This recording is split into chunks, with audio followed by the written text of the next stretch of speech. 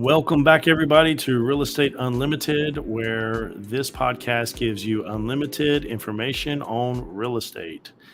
And we have with us today James Franklin and Evelyn Olivares. And today's topic is going to be agent to agent communication. And the reason I'm talking about this topic is because I have spoken to a lot of agents in the past few weeks. And this goes for not just agent to agent, but to agent to lender. Evelyn, I'd love for you to chime in a little bit about that as well. And agent to attorney, agent to client. I think communication is two of the most important skills that we have as real estate agents. One being communication, of course, and the second one being if people trust us, and trustworthiness and building your reputation. And so to get started off with this, I do wanted to see, before I start talking into this, guys, did y'all have anything you want to say to the public? No, just hello everybody, and join us and chime in with chat comments. If you have questions, just go ahead and type them in and let us know, and we'll try to address them. Great. That's right. Awesome. Well, I'd like to start off with this by saying that I was talking to an agent earlier today, and the agent, he was asking direct questions for the loan process. So he's representing the seller, and the buyer has a buyer's agent. The buyer, they were under contract. They're supposed to close a week ago, and the buyer, a week before closing, decides to change lenders, and the lender does not communicate with the agent. The buyer's agent stopped communicating with them. There is no letter of pre-approval, and they've passed her 7-day mark. And I asked him, I said, what are you going to do?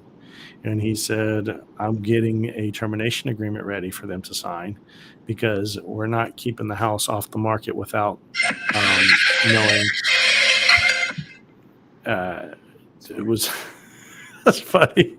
That's pretty much what was happening. That's a good example right there. Yeah. Oh man. So that was it. yeah, and you know, what would you do in that position? You're representing your buyer. You're representing your sellers. You're representing your sellers, and the buyer's agent switches lenders the week before closing, and then does not communicate with you. This is a topic that I think real estate agents, new or old, sometimes these older agents, they get it up here. They think, I don't have to talk. Communication is very important with agents, even if the ride's bumpy. There's email and text. And word of advice here for agents listening: if you're a new agent and if you're communicating through the phone, go back and write an email to that agent stating with, hi, so-and-so, as our previous conversation, and then write out everything you talked about. That way there is a paper trail, because I understand a lot of agents will text. Evelyn, I'm sure you know this. A lot of people text for the paper trail, but some things you just have to talk about. And I think it's very important to go back and have a trail on that. I think it's important for agents to communicate with each other. I think that helps get the deal done. And that don't mean you're buddy in the transaction. You were hired by your client to protect their interest. And as you're hired to protect their interest, that's what you do. You work with the other agent, and then you go. Sometimes we may think we're attorney. We're not attorneys, people. Okay. You're not tough guys. We're here to work together to get the deal done. And I just feel that, with that said, it's good to work side by side. I follow another agent, really good, really respected. And every time there's an issue, I'll ask him, what would you do in that situation? He goes, well, I tell my client, and then I ask him, and what can we do to fix it? How are we going to get this repaired? So I think that's important. Our job, we got to take our big Kelly used to say this: take the emotion out of the situation and look at the situation. What's your job? to take that information, go to your client, what your client says, and return that communication back to the other agent, back to the loan officer, back to the closing attorney, and getting there. Evelyn, what are some things that you see as a lender with communicating with the real estate agents? Yeah, well, luckily I've had some good agents that do communicate, but I've had some in the past.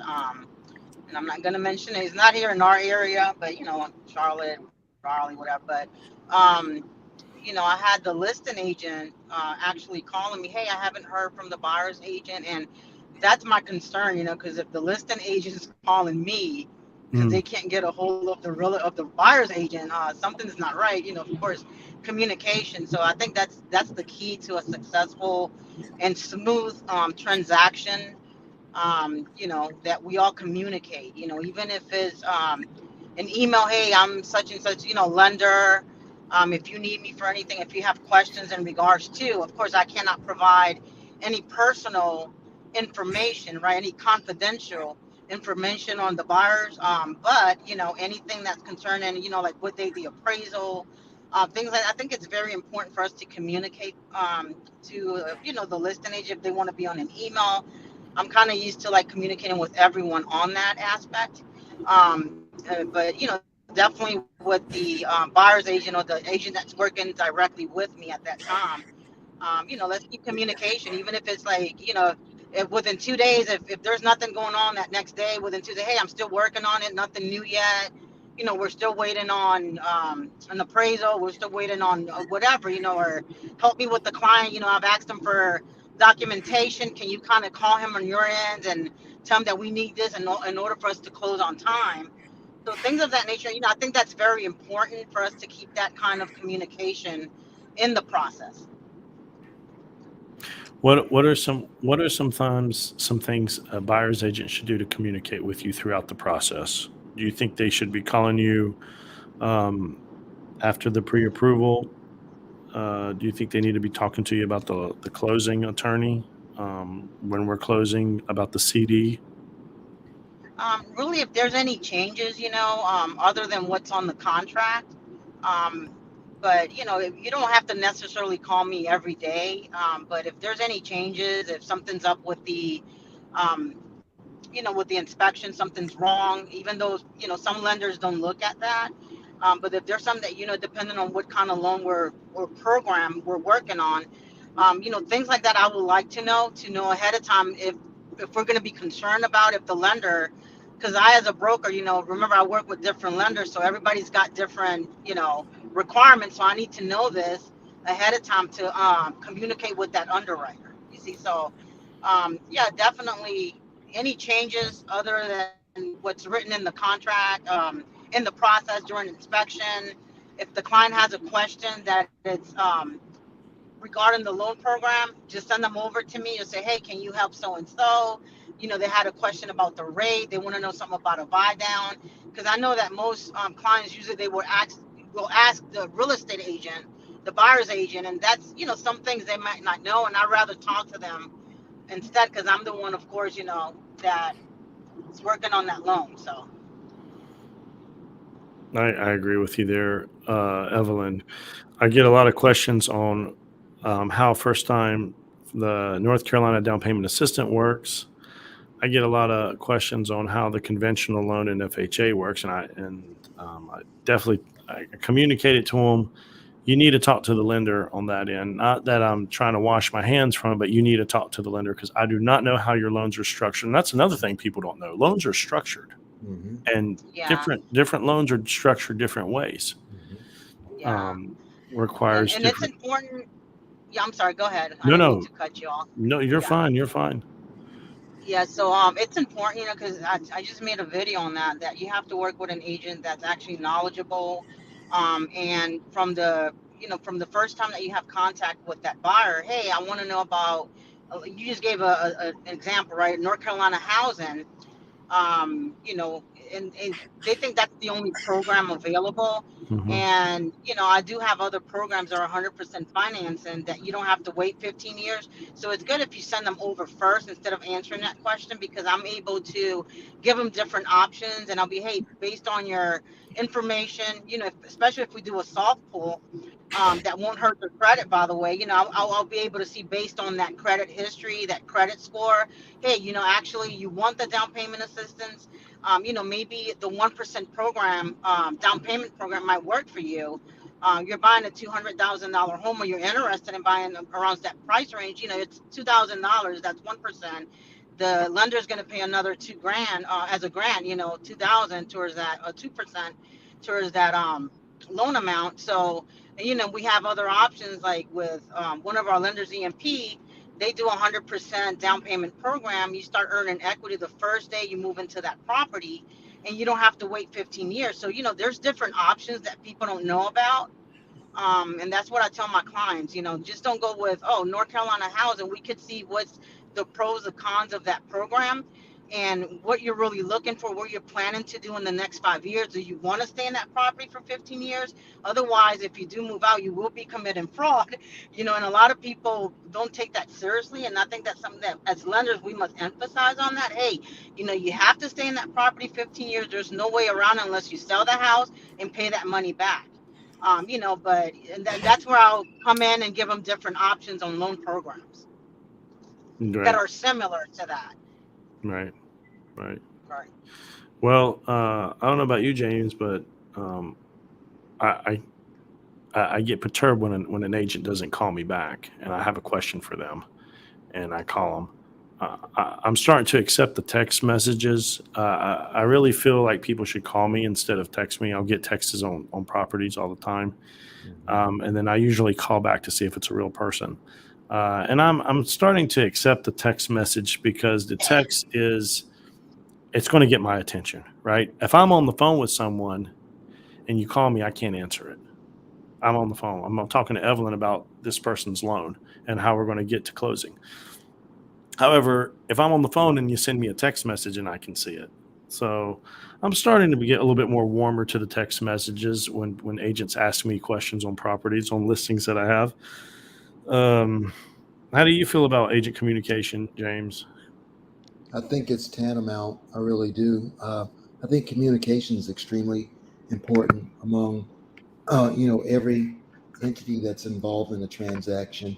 I am in a under contract for one particular transaction right now, and my buyer decided that he wanted to do it his way and go with a lender that I already knew had a certain reputation. And I emphatically tried to convince him to go with somebody like Evelyn.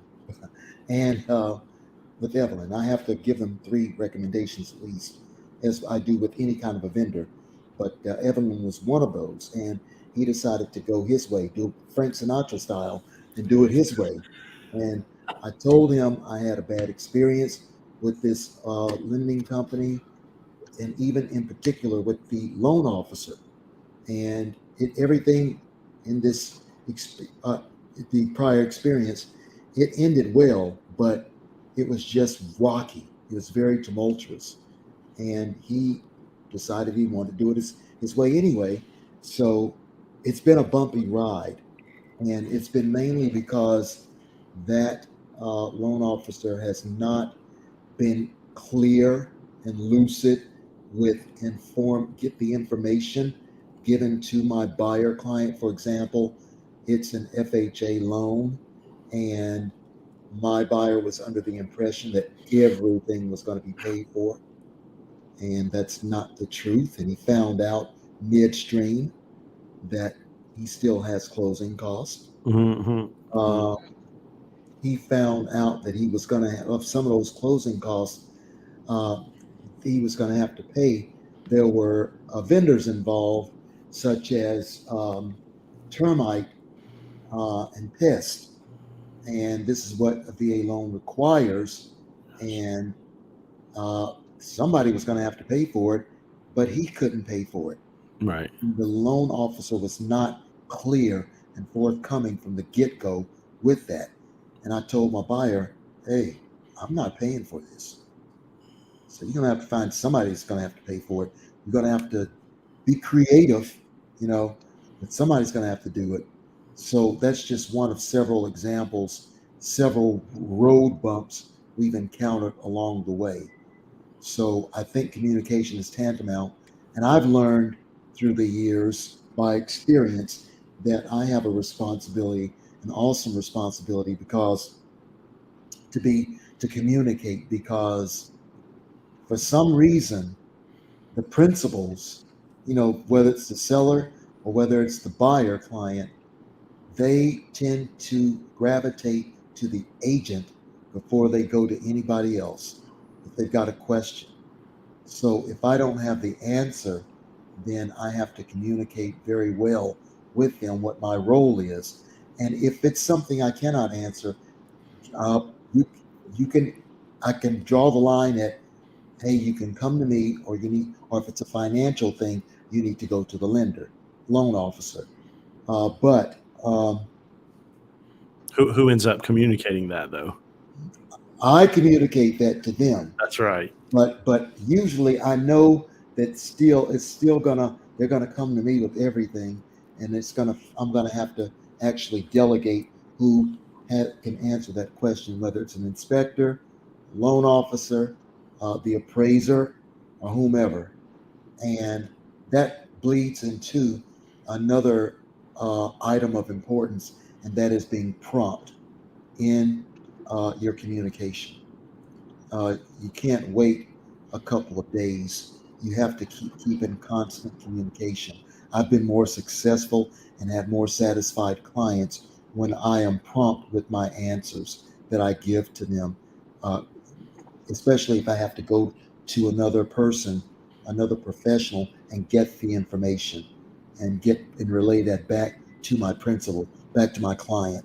So timeliness enters the equation as well as communication. How well you communicate is not just a matter of accuracy, but also a matter of how quickly you get that information back to your client, because it's a stressful situation. Mm-hmm. They're doing something that they don't do often if they've ever done it in their life. Mm-hmm. It's an extremely big decision that they're undergoing, and there are a lot of moving parts. So I would say, to add to the equation, the formula, uh, timeliness and promptness as well. Right. Yeah. Right. I agree with you, James. It starts from the realtor. We see the client the most, I feel. Yeah, and they go hand in hand. For example, my buyer asked me just today, okay, well, and I already told him this, but that's fine, because they're going to ask you stuff, multiple times. Why? Because they don't do this every day. So he asked me, so what now? And I said, well, we're in a lull right now.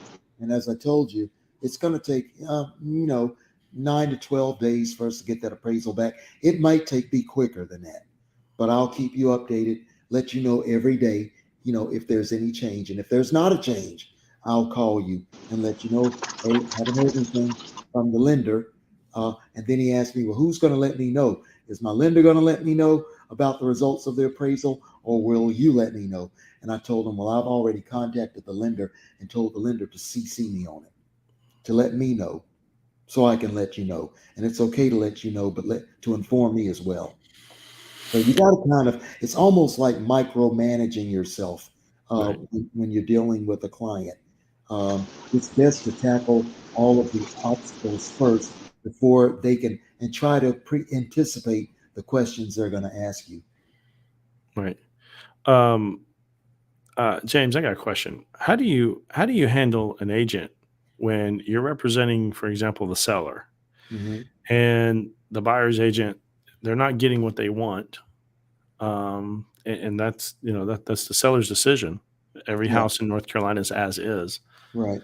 Your job is to net them the most money, but get the deal closed and get the deal closed. I'd say. Mm-hmm. How do you handle when the opposing agent says, "Well, I am really disappointed in your clients right now. I am so shocked and disappointed in your clients. Have you ever encountered that before? Well, I asked them, what context are you making that statement? What's the context of it? Why are you disappointed in my clients? Is it because they said no to a due diligence repair request? Is it because of that? Because if that's the case, guess what? They have every right to decline it altogether. They don't have to negotiate with you on that addendum. And maybe if you would exercise some expertise and put it in the additional provisions on the front end along with the offer, maybe you wouldn't be so disappointed. You ever think about that? So it I depends on love the it. context. It depends on the context in which they're offering it. It could be something like, I'm disappointed, James, because on second thought, I'm working overtime on this and I'm only getting 2.5%. I'm only getting a 2% commission. Well, maybe you should have inserted in the front end of your buyer agency agreement that you expected a whole 3% up front, so that when you got that 2.5 or that 2% from you're looking at the MLS sheet on, and that you've made an offer and you've received an acceptance on, if you had put in the buyer agency agreement that 3%, then the buyer would have already known up front that they would have to compensate you for the difference. Maybe if you had handled that on your end, on the front end again. So it's two examples. I did have a while back where I was representing a seller, the agent, we were on the phone and we were quibbling over an issue. And he said to me, James, you need to control your seller. And I had to respond to him. I told him, look, let's just call him Ike. I said, look, Ike, I don't control my clients. I consult my clients. Boom. And that basically shut him down. He wanted to Love bring that. the fire, but I extinguished that. I I brought like that. Absolutely. Very good. I had a property. I think it's important that we're talking about agent communication. So I had the big property, the really nice one. It was a luxury property for those of you listening in, and we were. I hosted an open house, and I had a text that day. They saw the property before, and I got a text from an agent saying that we'll offer XYZ, X amount of dollars, due diligence. Wrote it out, and I said, "Great, get it to me in writing." I said, I'll relay. Oh, forgive me. I said, I will relay this to the sellers. However, I'm going to tell you what I tell everyone else: get it to me in writing. And he never did. And then a week goes by. Well, by the second day that was listed, I had it under contract. A week goes by. He texts me, "Hey, we'd like. What is your email? We're going to send an offer over." I said, "It is already under contract." And he goes, "Oh, I wish I would have known." You wish you would have known. I'm not telling you. I told you from the beginning, get it to me in writing. Mm-hmm. If this is your offer, get it to me in writing. Mm-hmm. And now I left out some spaces. There are some different areas where we were going back and forth. He's like, well, he's going on vacation and I have to get a hold of him. I said, that's fine. I'll let my clients know. And I told him, however, if another offer comes in, I do not make a decision for my clients. Mm-hmm. The client makes the decision for themselves. I am the communicator and I am the broker. They will make the decision. And if they do not give me permission to reach back out, I'm not reaching out. If an offer comes in and it is you cannot say no to, they're signing. And if it's an offer that comes in that I see that it's a great offer, I want to tell them this is a fantastic offer. Yeah. So and conversely, I was representing a seller. Well, similar situation, representing a seller, and we quickly went under contract. This is a couple of years ago, and I actually had an agent. My broker in charge at the time called me into her office, and she said, James, such and such at the another agency under the same name is upset because you didn't contact her to give her a heads up about this listing. And I just looked at my broker in charge and we both burst out laughing. I'm like, I don't even know this agent, first of all. So I don't know what kind of a loyalty she was expecting out of me. But I don't even know. I don't even know her. I guess she expected me to know her, give her a heads Well, up. you are James Franklin, the Yeah, James Franklin. we ain't cool like that. Mhm. Oh man, So I just awesome. thought She that knows was, that we're not cool like that. Yeah. yeah. But yeah, getting back to that communication, even when we were with one of the most recent buyers I have, um, as we went through, you have to, and along with the communication and the promptness or timeliness is expectations. You got to give them a list of what you expect from them, and that's actually outlined in the buyer's duties section of the buyer agency agreement. They're actually a list. We know our fiduciary responsibilities to our client, but I think what often goes overlooked is what our client owes us. And so from the get go, I go through those things that is expected of my buyer client in black and white. And then I also tell them, look, we're in a market, and even though it's leveling out with the prices, houses are relatively still going fast. Mm-hmm. You still have a um, low supply and a high demand. So you got 2 out of 3 components of a seller's market, and none of those components of a buyer's market are um, exist right now. So guess what? You can call it a landlord market all you want, but it's still a seller's market. It really is still a seller's market. So with that being said, we're going to have to make decisions and make them quickly. And I expect you to be able to adhere to the list of needs and wants that I gave you to fill out. You're going to have to adhere to that. And we're going to have to make a decision, because if you don't make a decision, guess what? The decision is going to be made for you. Mm-hmm. So we're going to have to make a decision on this, on if you're going to poop or get off the potty with these properties that I show you. Now I've met all of your requirements, 1 through 10, with the exception of maybe say number 8, and 8 is pretty low on the list. So you need to make a decision. Mm. It's easily remedied. Number 8. So let's make a decision if you're going to make an offer. You want to accept an offer or not? Here, I've already run a CMA on it. This is the range at which we should make the offer. Let's do this thing, because if you don't, you're going to lose out. I think you're bringing up a good point there, James. And agents out there that are listening, get to the point when you need to communicate something, and do it fast and do it effectively. And if that means write an email and a text message. If you're getting them on the phone, look, this is the issue. We've got to figure it out. I've got an issue right now. There's a propane tank that's not connected sitting in the back of the property. Mm. And we need to get that removed, because if homeowners insurance, by the way, they're starting to come out after the purchase of the property to investigate properties. Mm-hmm. If the homeowners insurance come out and there's nothing that's propane used and it's not in the insurance, that's a hazard, and they can cancel on you. Okay. And then you're going to have a problem. So we've got a old rustic propane tank sitting in the back of the property, just sitting there, not connected. And I've been doing my best to get it out.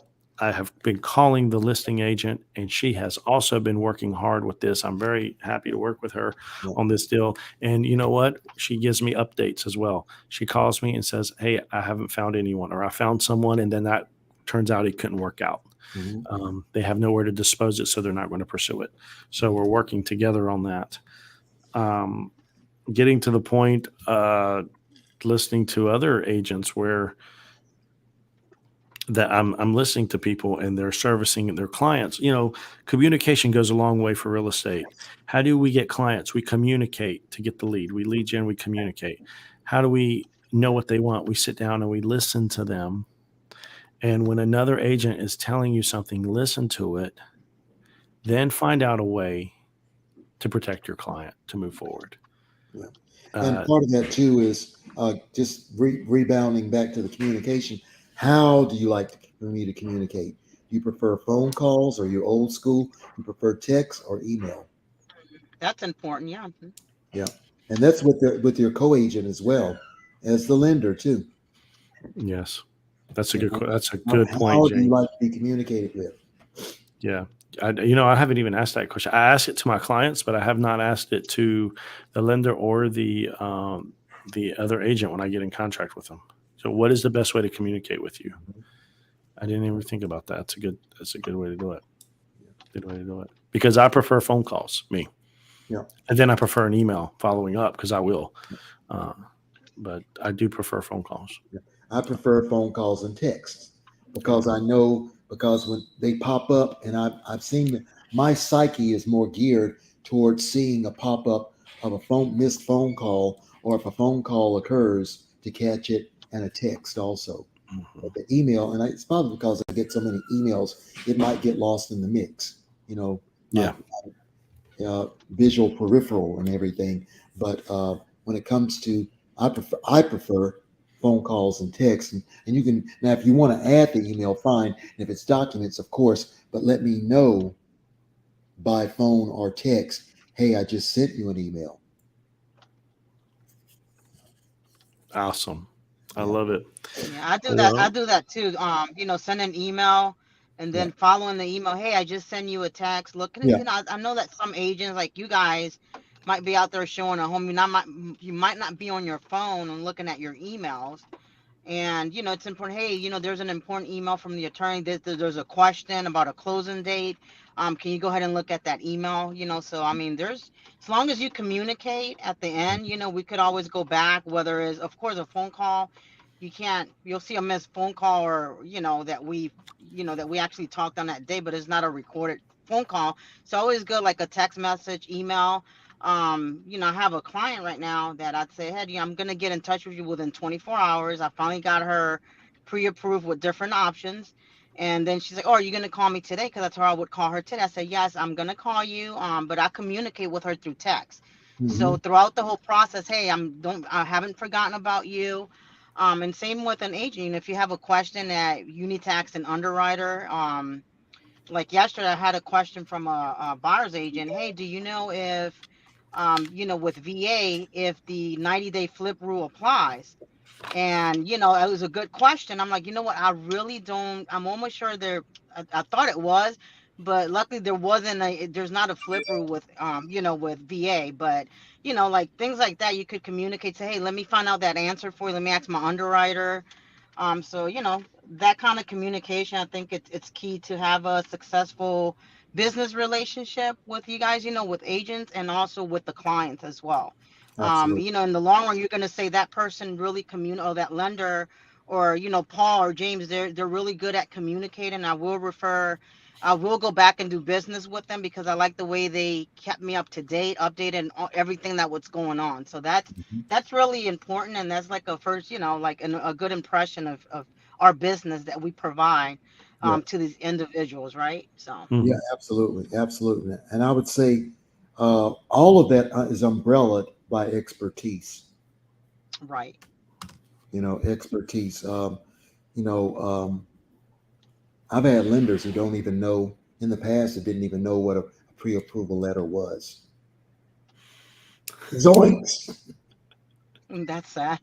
Oh Yeah, goodness. I used to have to tell them what it was.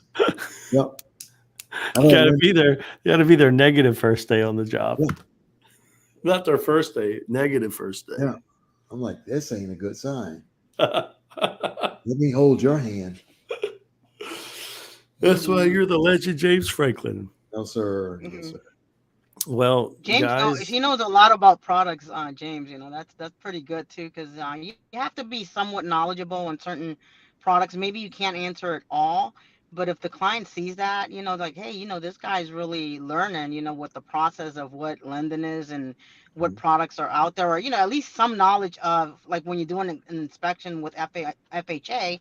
I think you and Paul and most agents out here, they should already know what could probably go with FHA and what not, like if it's Right. cosmetic, if you should kind of know that difference. And James, I know you know those kind of things, and Paul, and Learn the hard way. so yeah, I did too. definitely. I did too. Awesome. Well, I think that sums it up. I think this is a great podcast, guys. If you guys have any questions out there, please comment below, reach out to us, like and subscribe to Real Estate Unlimited. We are, I do my best to shoot weekly. That's a little bit depending on how much business is at this current time, because I'm a one-man operation, and James, I know you're busy yourself, and Evelyn. I appreciate the time you guys take out to dedicate to this. And everyone listening here, this is a free podcast. They don't get paid. I don't get paid. I actually pay to have this podcast. So like and subscribe, support, send it to a friend, tag somebody. We're here to bring education in the real estate market. Things I fell down on my face how many times in this business. I want to tell you how not to fall down. I don't want to see you fall down. And if you fall down, you learn from it, because you have to fall to climb the ladder. But some falls are harder than the other. Some things are just avoidable, right? Mhm. It is avoidable. So anyway, thanks for checking in. James, thank you so much. Evelyn and everyone out Thank there. you. And I want to wish everyone a great evening and have a great weekend that's coming up. You guys do anything fun this weekend? Yeah, actually, I'm going out of town. I'll be visiting my younger daughter and her family, my grandkids, for my granddaughter's 2-year-old birthday. So that should be a lot of fun. And Awesome. hopefully I can get some business done with my son-in-law. He's got an apartment complex that he wants to sell now. And I've been trying to I've been putting a fire up under him. You need to get me, hey, the rental report, and NOI, and all that stuff. So hopefully we two of us can sit down and hash out that information, and we can get his property on the market and get her done. Get her done. Business and pleasure. Awesome. Evelyn, any special plans for you? Yeah, well, it's my birthday on Saturday, the 19th. So Oh, happy my kids, birthday! Happy thank birthday. you, thank you. So I probably, my kids have, I guess, some dinner planned, something going out, so that's what I'll be doing my birthday weekend. All right. You going out of town? No, just here, but I guess they'll take me somewhere to brunch and then eat something that evening. Okay. So we'll see what, Fantastic. they're planning that. So Make it fun. The fun is where you are, not where you go. Yeah, there That's you go, right. James. Yeah. There you go. that's right. Yeah. Well, guys, thank you so much. Signing off. Have a great day, great weekend, and thank you for listening in. All right. All right. Thank you. Bye, James. Bye. Take care. Bye, Paul. everyone. All right. See you guys.